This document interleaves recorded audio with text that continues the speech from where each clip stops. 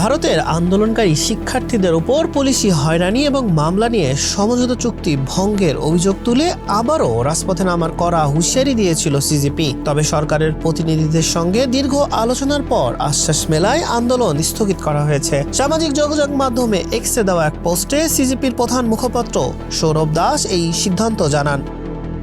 ২৭ জুলাই এনডিটিভির এক প্রতিবেদনে বলা হয়, শিক্ষামন্ত্রী ধর্মেন্দ্র প্রধানের পদত্যাগের পর সিজেপির মূল দাবিগুলোর মধ্যে একটি দাবি পূরণ হয়েছে। এতে যন্তর মন্তরে ৩৭ দিনের টানা অবস্থান কর্মসূচি তুলে নিয়েছিল অভিজিৎ দীপকের নেতৃত্বাধীন এই আন্দোলন।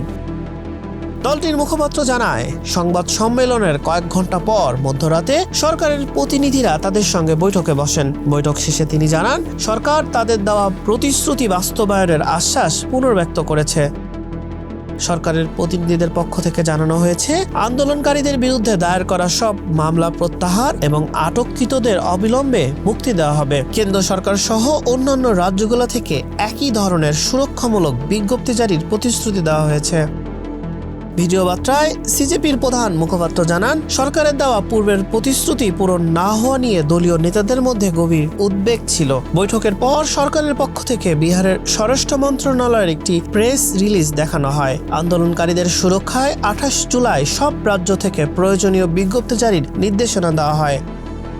প্রত্যেক আন্দোলনকারীর আইনি সুরক্ষা নিশ্চিত না হওয়া পর্যন্ত চাপ বজায় রাখার কথা জানিয়েছেন সৌরভ দাস। হাসান শাহরিয়ার, মানব কণ্ঠ।